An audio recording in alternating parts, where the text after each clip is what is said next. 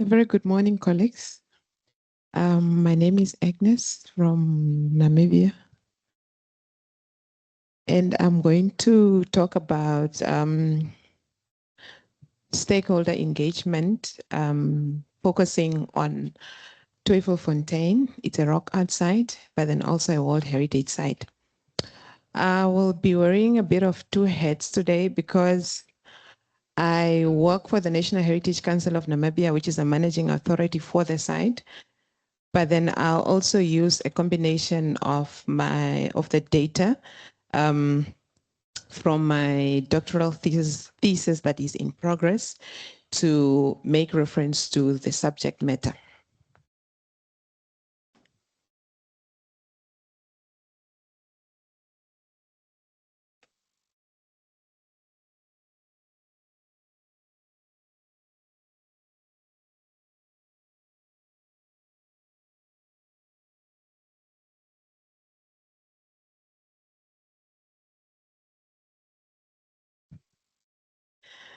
All right, I'm not going to speak so much on this slide because as a previous speaker has mentioned, that a lot has been said throughout the week, especially on issues of community involvement into the management of the rock art. However, mine goes beyond to say, I'm not specifically going to look at local communities, but stakeholders' involvement. And also my focus is also geared towards the if you put now the aspect or the concept of stakeholder engagement and community engagement into the World Heritage context, because Twyfelfontein is a World Heritage site. So that slide specifically just put the presentation into context in terms of the Global Heritage Discourse, which stresses on community involvement, inclusive governance and sustainable development, but then also really on aspect of local stakeholders that I should be uniquely placed to understand issues of social, cultural, environmental, and economic realities when it comes to the management of heritage site and so forth. And I would also want to leave us with a question, which then also got me thinking as I was doing my studies as to what do we really mean by community involvement? To what extent does it become a satisfactory aspect? Does it end at consultation? Issues of participation, and if it is participation, to what extent, especially with regard to the day-to-day management of our rock art sites and so forth. I think these are some of the questions that we can interrogate and explore as we continue thinking about issues of community and also stakeholder engagement in the management of rock art sites. Just to provide the geographical context of the site that we are referring to, Twyfelfontein World Heritage Site is located in Namibia, and it was Namibia's first World Heritage Site. It was inscribed on the World Heritage List in 2007, and it is located on the northwestern sides of Namibia. Why is this then a significant case, especially with regard to the session which we are dealing with? Twyfelfontein is obviously given its status as a National Heritage Site, but also a World Heritage Site. And also, of course, there are various literature on whether World Heritage listing lead to a surge or increase in tourism. And with us, it's a very good case study because that is what we have noticed, because before the site was inscribed on the World Heritage List, there were statistics ranging from 10 to 20,000, but then immediately after the site was inscribed, we are now standing at about just before COVID. We were at 70,000 and we are still recovering, I bet, from COVID. And we are now, for the 2024 statistics, we're at 49,000 visitors that's visited the site. But then also, very importantly, the reason why, again, it is a very important case study, it's because the site is within a community. It's within a conservancy. Conservancy in Namibia are legally established, where members of the community then comes together as a cooperative entity and to manage issues around their natural resources and also the tourism aspects in their areas. And at Twyfelfontein, it's within the Weberson Conservancy, which have a total population of about 360. But there are still other members of local communities that are present in the area as a result of, employment opportunities and also other opportunities that comes with the status of the site. Obviously, in tourism, we then would refer that to as a multiplier effect, because most of the businesses that are really there, it is because of the presence of the site, which then make it a very comparing study.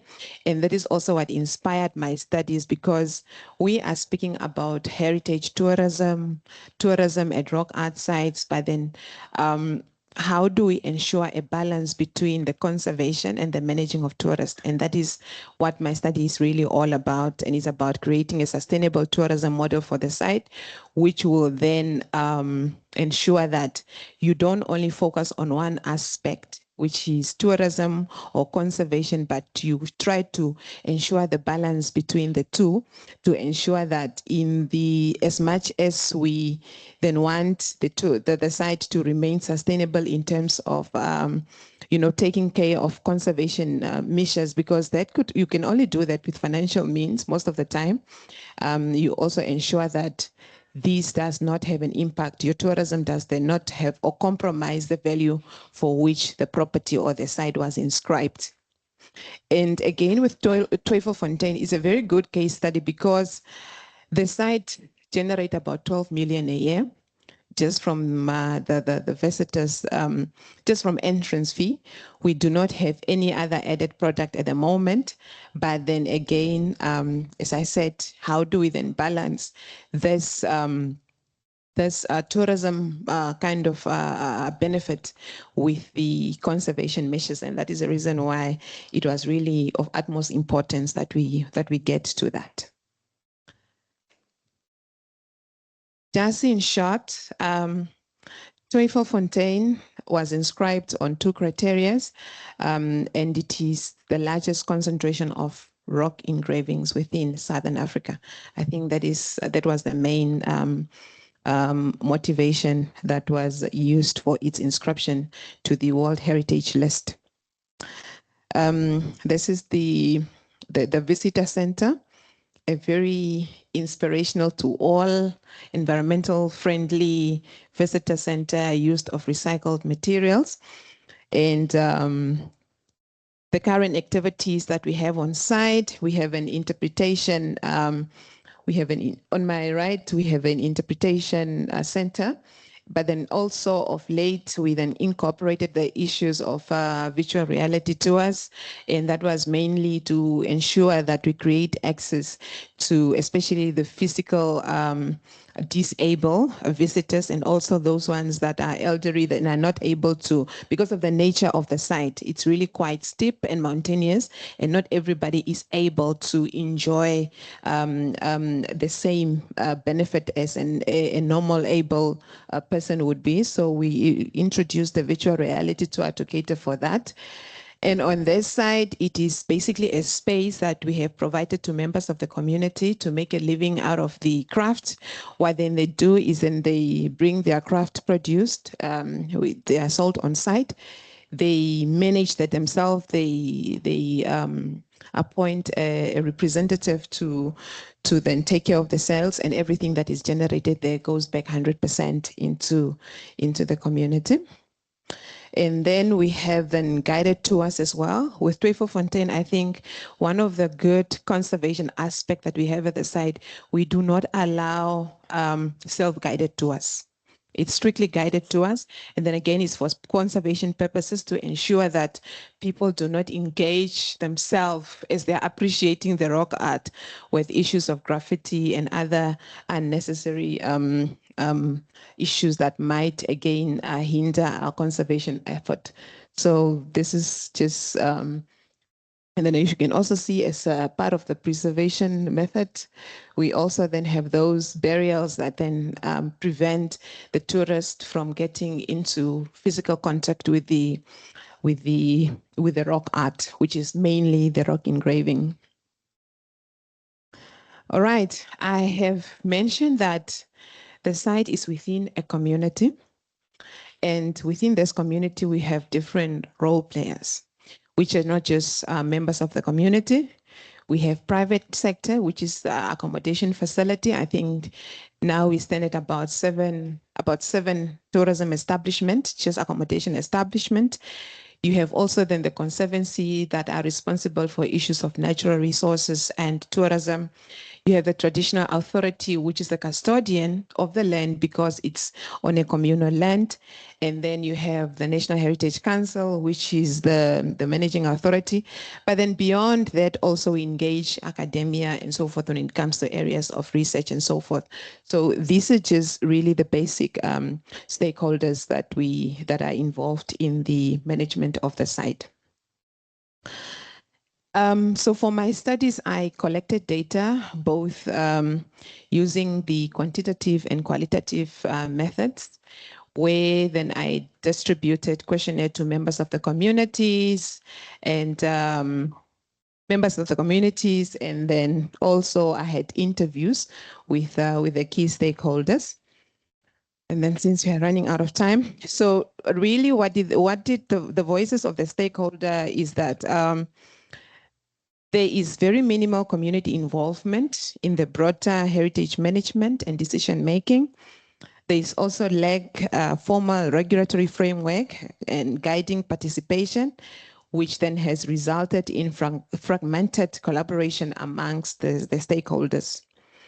And this is just quantitative findings from the study in terms of the community, how the community felt about the level of involvement and engagement in issues of site management, where you can barely see there that 37% reported active involvement, and then 34 no engagement, while the others were a bit confused or see their roles as irrelevant. This is just in terms of gender responses. And then also this, without dwelling much into it, it's again just issues of community participation again. And then you can see there again that at least more than half felt that they are not really involved in issues of side activities. So then I went deeper into understanding what do they mean by involvement, and also what kind of involvement do they expect from the managing authority. Just to read some of the quotes there: the feeling of exclusion and marginalized in decision making. The local community is not engaged in decision-making processes related to the site. One remarked that the World Heritage property is like an island in the conservancy because of this lack of engagement. And then one actually remarked saying, as a person born and raised in this area, just to cut it short, we were previously involved in guiding and making income. But then ever since the government take over the site, local people are no longer a priority. There is nothing flowing back to the community, which then directly have an impact on the local community's lives. And then further into that, obviously, this have highlighted a lot of structural limitations and uneven stakeholder engagement. I then also started to dissect that some of the involvement are somehow connected to issues of beneficiations. It's not only about involvement, it's also about benefit sharing? Are they really benefiting as they are supposed to benefit in terms of their preserved benefits and cost analysis? And then again, once that needs to analyze that further to say what is really considered as benefit. Because again, I would like to highlight this with two different findings, where one respondents indicated one has to differentiate what is impact, the direct or indirect. Looking at Twyfelfontein, there has been a positive impact in the area. Before that, before the inscription, we could not access the roads, network was bad, and now we have, you know, all these other developments, including the drilling of the boreholes and very good network coverage and professional relationship and professionalism. For instance, all the guides are now trained. There is a push for institutions to invest in professional development. And then also, these were also just positive remarks. But then again, there are that faction which again believe that, you know, and I think it's also highlighted somewhere in the code that there is nothing coming back to the community, and also like employment creation or anything that can help our community members to grow financially, or maybe to empower our members of the local community. Just to conclude, so basically what they are recommending is that most of them feel that the current, because there is a current joint management committee, which then consists of different stakeholders, but the feeling is that that need to be strengthened and formalized, because meetings are really happening on sporadic basis and not regular as they're supposed to be.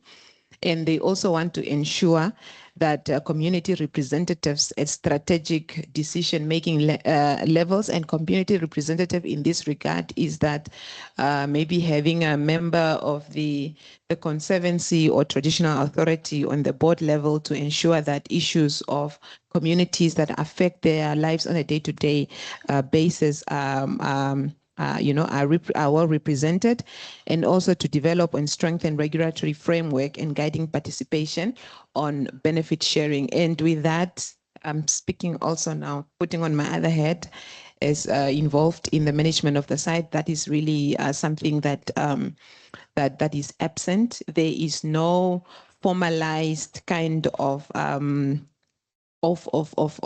there's no formalized kind of approach, but then also in ensuring that, you know, communities and stakeholders are engaged on from time to time, but then also issues of benefit sharing. There is really no mechanism in terms of maybe an approach or strategy to ensure how communities are supposed to or can benefit from the managing of the property. So just to come back, yes, and I'm concluding, maybe the implication that this has on the management of rock art heritage management is, I think we need to start thinking about how inclusive governance support the long-term preservation of rock art, local ownership and legitimacy of management decision, and equitable community benefits and reduce conflict. With that, I thank you so much, and I invite any questions that you might have.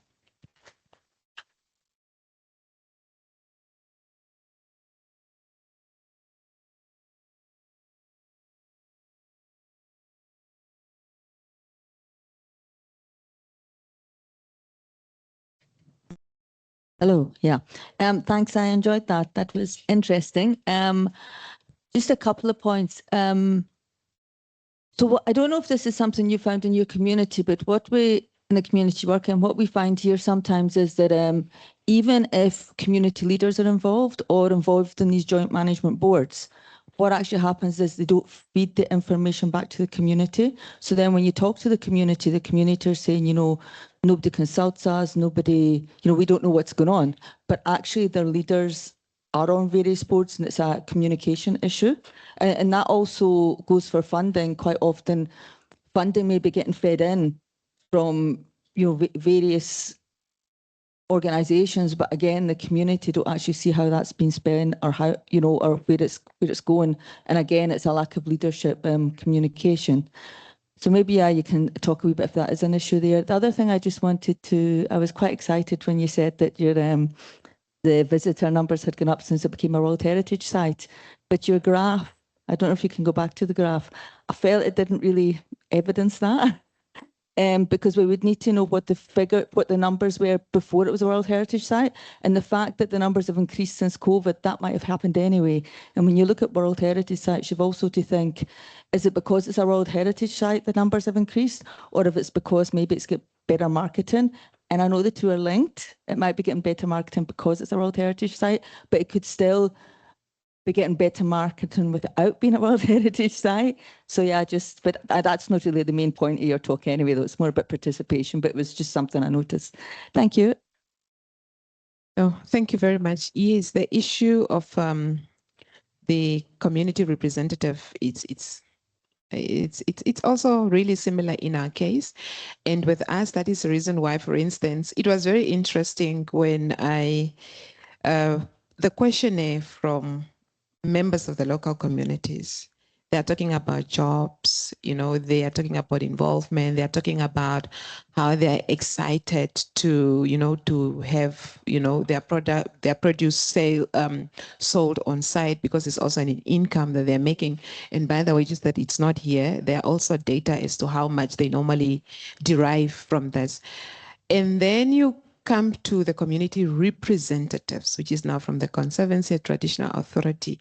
And this is now where you started to feel how what I termed that, there's cost, there's benefit kind of is contingent. The support is actually contingent on the cost-based benefit analysis, because with them, they don't get, at the moment, they don't get direct income from the institution. So most of their comments around that, it's really negative, because what they expect to get is not what they are getting. And that is the reason why those exclusions and also really frustration was coming out very well in the interviews. But yeah, it is very common. It can also be the other way around, where sometimes the representative would then perhaps get funds related to certain project, but then it just benefit a few, and then it doesn't trickle down to the ground level. Yeah, and I have taken note of the graph. I think in the next presentation, I'll make sure that I have a long one, because the site was inscribed already in 2007, just to show you before and then after. Yeah.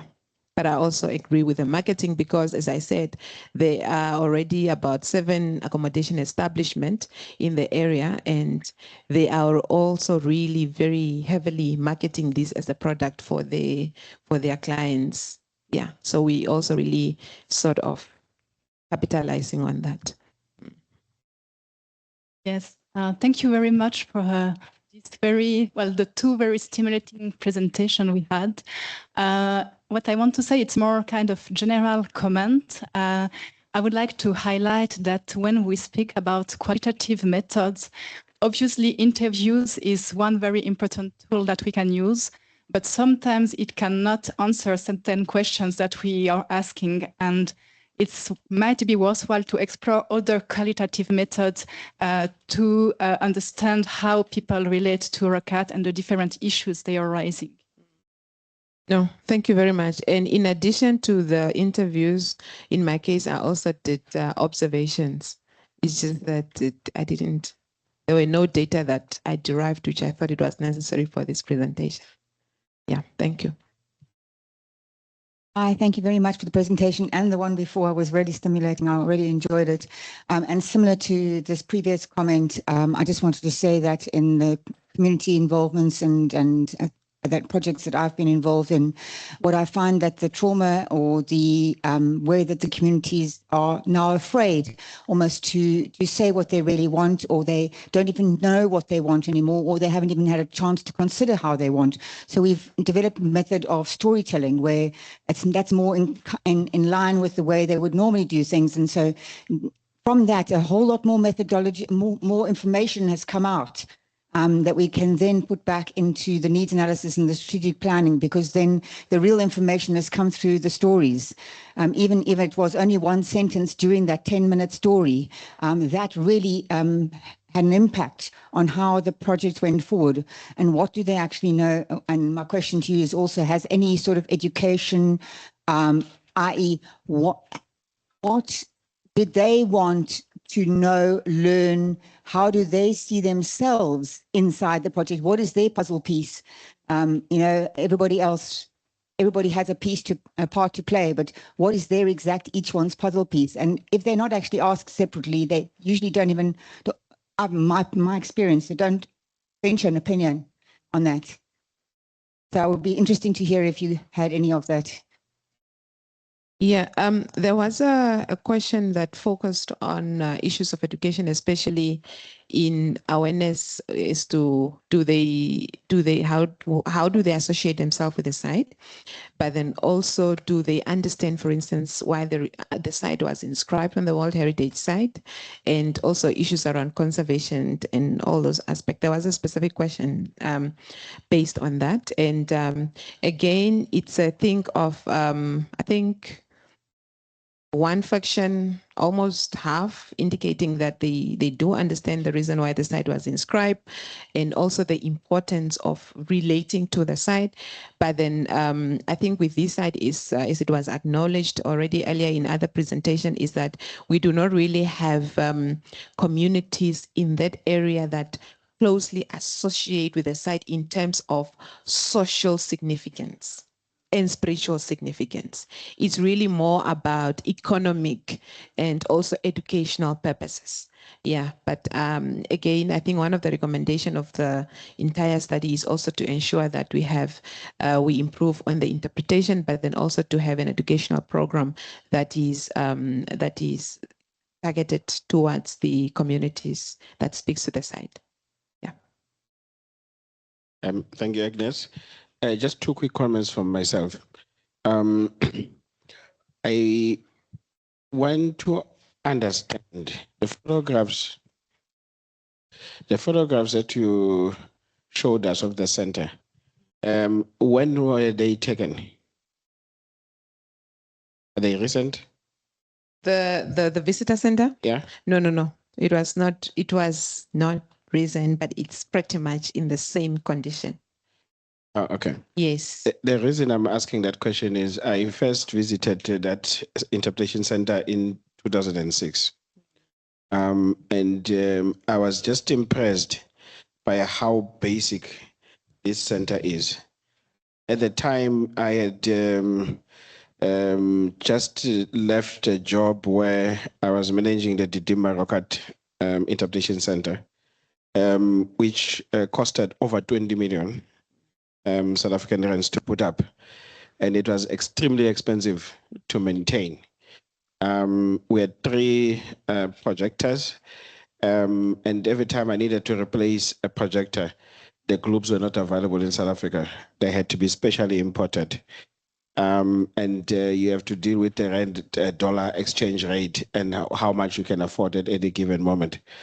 And the point I'm highlighting here is, in my South African experience, we like to go, very deep in, put so much money because we are able to raise it, but then fail to maintain that infrastructure. If I can show you photographs of that interpretation center in the Drakensberg, which was officially opened on the 24th of September 2003. By 2012 already, it was struggling. You can count how many years from 2006. I went through the building this year in March because I was allowed, the privilege of accessing it. Nobody is now able to go inside that building. If I can show you the photographs, you will cry, especially those who know what the site was like. It is so bad that even the roof, thatched roof, in some parts is gone. Rain is flowing in and the displays are damaged. Comeback is still a bit more intact, but what it says is that, the reality on the ground is not functioning the way it's supposed to be. Lastly, as I'm aging, I'm beginning to contradict myself. I used to hold a view that social consultation is critical. Then I went further and said, no, it's not social consultation. Because if you're consulting, it means that you've got a set rules, and that engagement, let me not use the word engagement, that consultation must be guided by this set of rules. I'm coming to people to consult with them, and I'm telling them there is Section 35 of the National Heritage Resources Act, and it says this. So whatever you want to say, you must remember that it must be within this context. So for me, I then thought we need to talk about social engagement. But then the reality is you can't go to a community on a blank and then say, okay, let's engage. What do you want? They are not set, benchmarks, to meet here. The reality is you have to go there, within the confines of something. And that already limits what people can say and what they can want. It's a reality of life. But as I'm growing older, I'm beginning to say, maybe there's nothing wrong with that, because I don't believe in democracy. Because it doesn't exist in my view. So maybe the idea of looking, for a world where everyone in a community is benefiting personally, it's a reality that doesn't exist, just like democracy doesn't exist. I'm reminded of the Interpretation Center again in Didima. A lot of women benefited significantly from the artwork because of the amount of money they were making. So we couldn't benefit everyone in Mkhwazini, but there were people who could meaningfully benefit, and that's fine. So maybe we are searching for the elusive, when we say we want to benefit everyone in the community. Maybe it's fine to benefit two people, and there's nothing wrong with that, because we can't say, want to be democratic and allow everyone to benefit, because it's impossible. So I just wanted to quickly make those two comments.